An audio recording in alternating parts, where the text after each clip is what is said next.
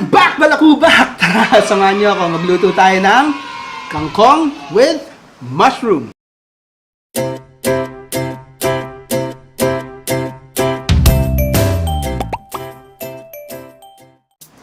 At syempre, bago natin isa-isahin yung mga sangkap na kakailanganin natin para mabuo tong kangkong with mushroom dish natin for today, para dun sa mga naliligaw lang, kung nagustuhan yung content na to, please hit on subscribe and pakiclick na rin yung bell button para ma-notify kayo every time may mga upload tayong video dito sa cooking ng ama mo.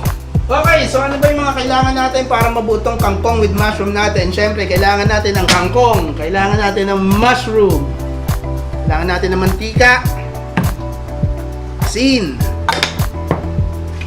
bawang, kailangan rin natin ng Knorr seasoning, cornstarch para lumapot yung sabaw natin, butter para mas malasa, pamintang buo, and of course, oyster sauce.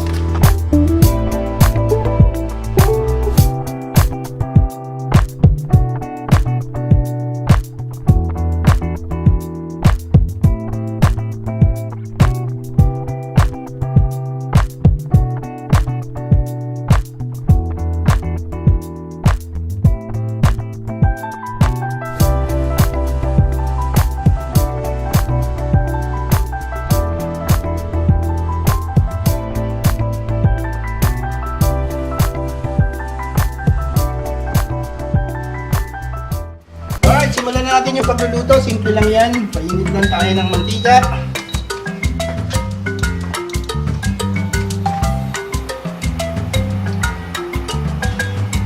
At pag mainit na yung mantika natin, pwede na natin ilagay yung bawang.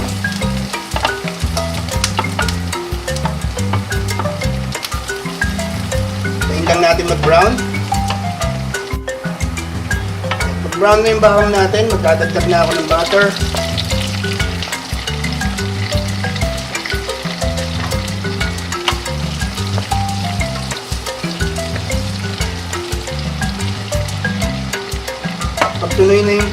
Pagtunaw na yung butter natin, pwede na natin lagay yung mushroom.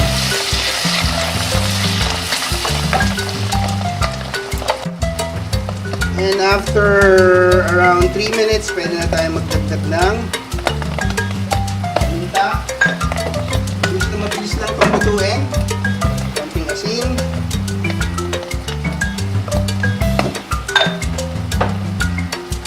And Knorr seasoning. Nga pala, kaya ako nagluluto nito, gagawin ko itong pulutan kasi may online event yung company namin later. So, binigyan na ako ng beer ng boss ko. So, kulang na lang pulutan, kaya lulutuin ko itong kangkong with mushroom kasi trip ko itong pulutan. At pagkatapos natin timplahan, we can throw in the kangkong.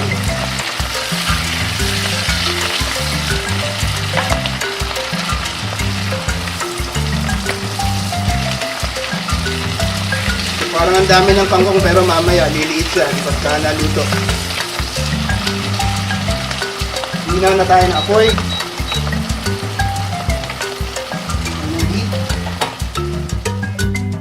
Mabilisan lang talaga yan. Tapos dagdag na tayo ng oyster sauce.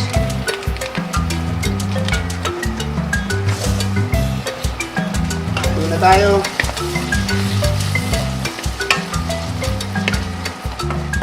At para may konting body yung pulutan natin, maglagay tayo ng 1 teaspoon na cornstarch.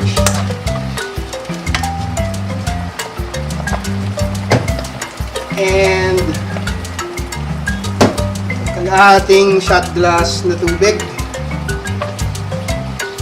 Konti lang, siguro mga 1/4 lang. Tapos siya yung magiging sauce mushroom natin. 1/4 na water.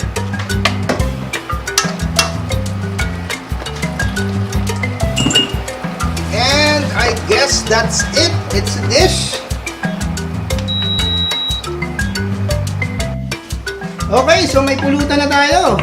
Simpleng-simple. Wala pang 15 minutes ginawa. So that is your kangkong with mushroom. Tapos nilagyan lang natin ng konting oyster sauce para manamis-namis at masarap ang lasa. Sarap. Puta, And that's it for this vlog. Sana nag-enjoy kayo at nagustuhan nyo yung dish natin for today na kangkong with mushroom. Subukan nyo and then let me know, comment down below kung ano yung experience nyo sa pagluluto nito. Thank you for watching this video. Always remember, good food, good people, good times. Happy Saturday! Inuman na, baby! Spread the love!